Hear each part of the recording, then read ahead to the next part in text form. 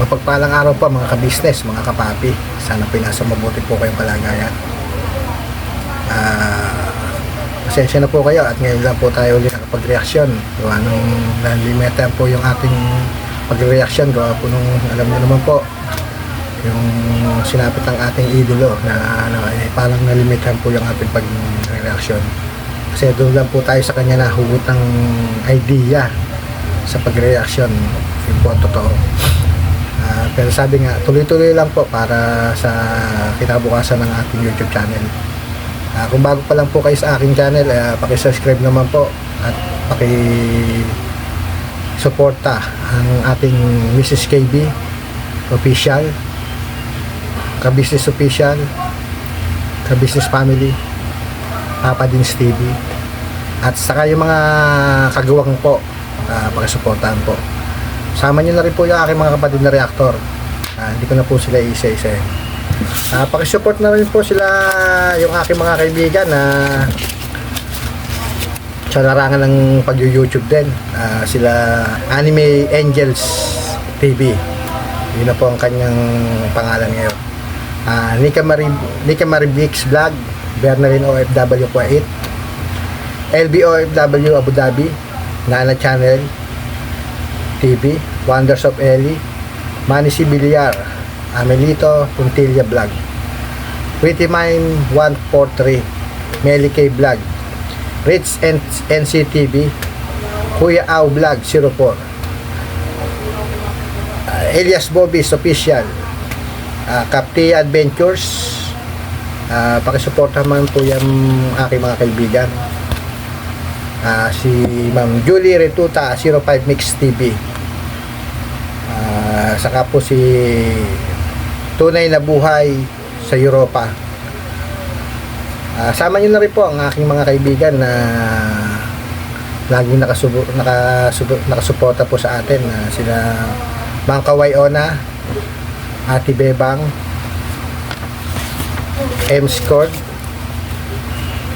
Tay Ferdinand, Ma'am Lenny 24, at si Ma'am Larissa Ortiga. Pakisuportahan po lahat po ng aking mga nabanggit.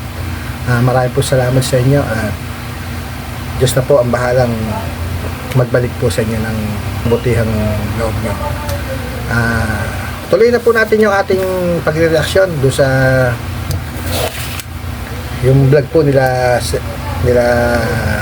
Sir Ka-Business, doon sa post na kasama po nila si Ate Butang. Kung yung patungkol po kay Intoy. Meron pong isang nag-comment po na hindi po natin maisip na kung tama po ba yung kanyang binibitawang komento. Bis na sa bagay, sabi nga naman ni Kuya ay wala tayong control sa mga comment session sa mga vlog natin. Pero kung iisipin nyo, para siyang may pinatatamaan sa kanyang mga komento.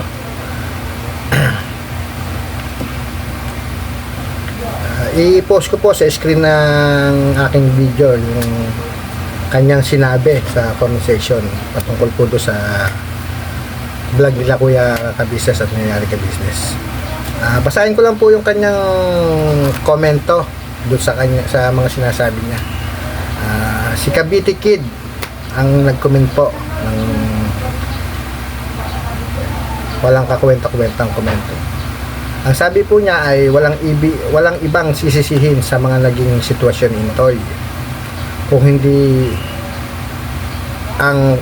ay kayong dalawa ni Mr. at Mrs. Ka-Business. Sagutin ko lang yung kanyang sinabi dito. Bakit mo naman nasabi na sila Kuya Ka-Business at si Ate Ka-Business ang may kagagawan sa nangyayari kay Intoy?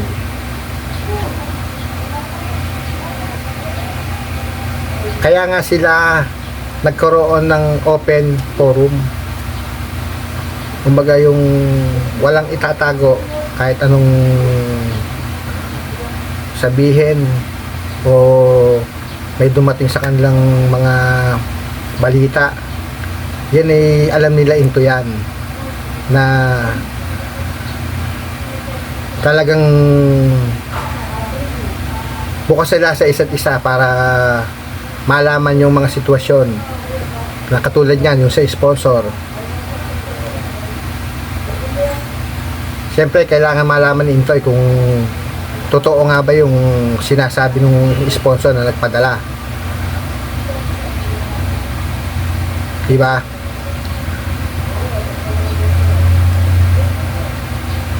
Kaya wag mo sasabihin ang dapat sisihin sa nangyayari kay Intoy ay yung mag-asawa.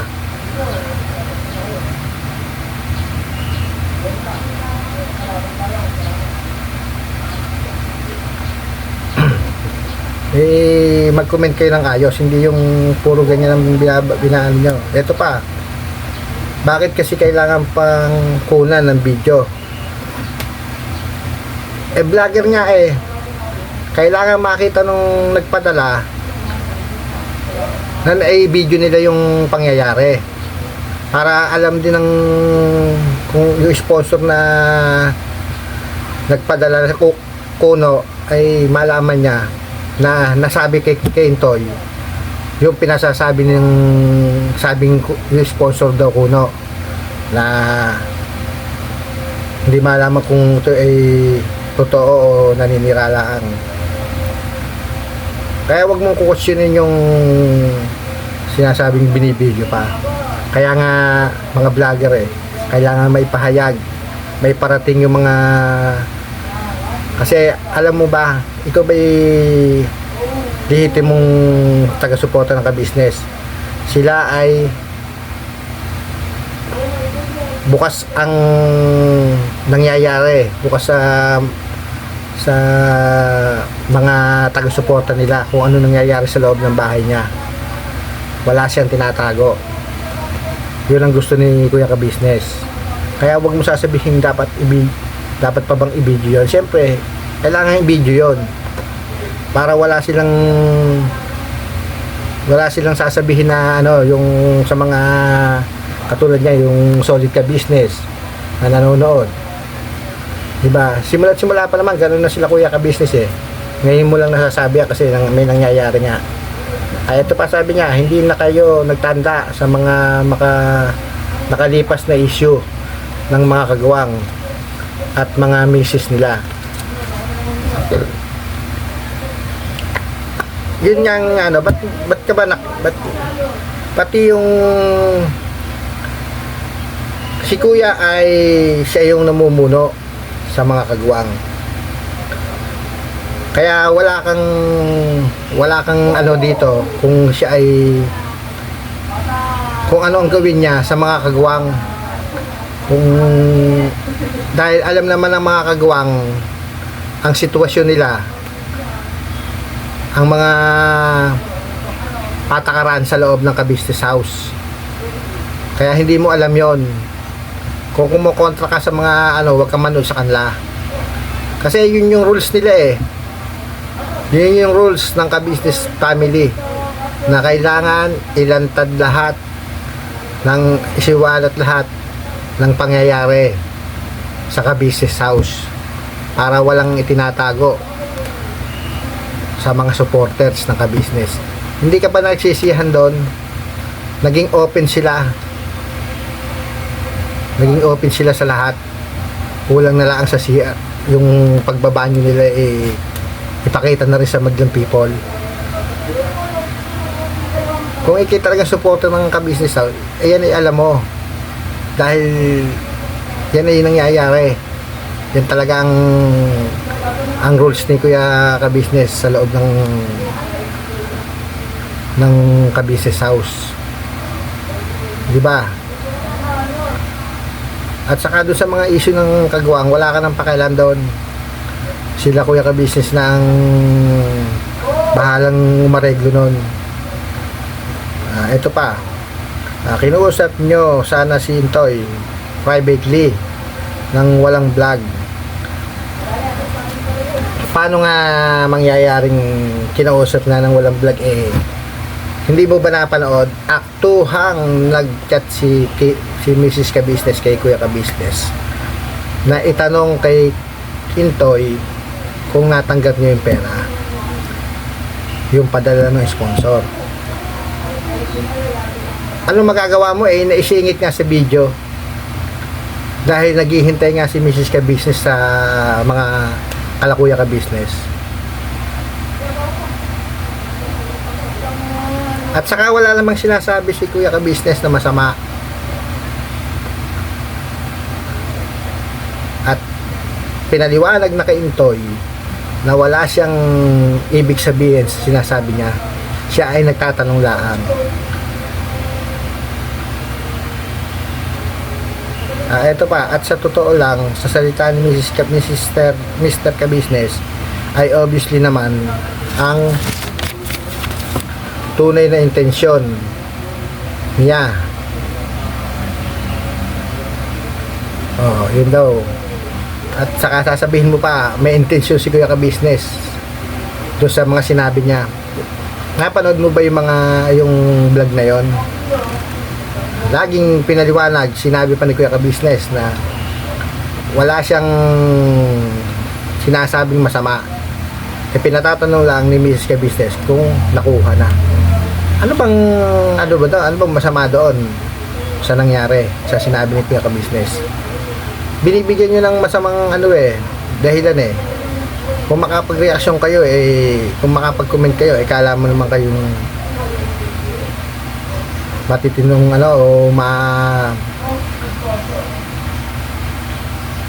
magagaling na tao. Sabi niya, for the sake of content, para merong kita.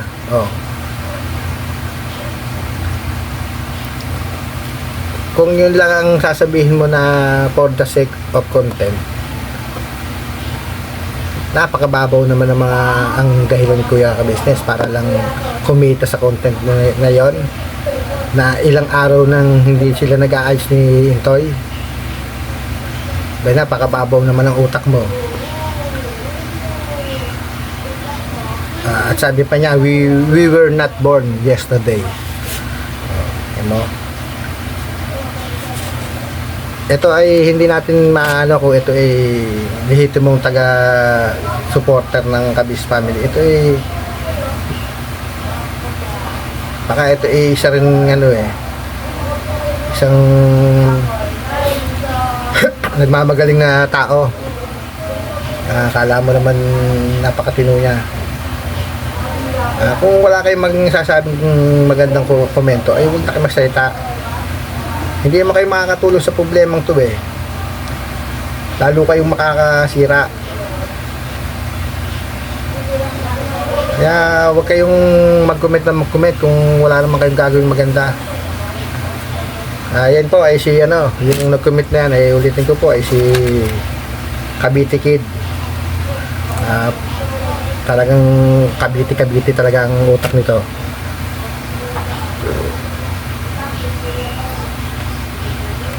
Kayo mga walang magawang magaling sa pagkokomento, ay ayusin nyo. Hindi palibhas at binigyan kayo ng karapatang mag-comment, ay ganyan lang mga sasabihin nyo sa mga tao. Kung ano yung nyo, wag nyo nang nakakasakit kayo ng damdamin nyo, ibig na makatulong kayo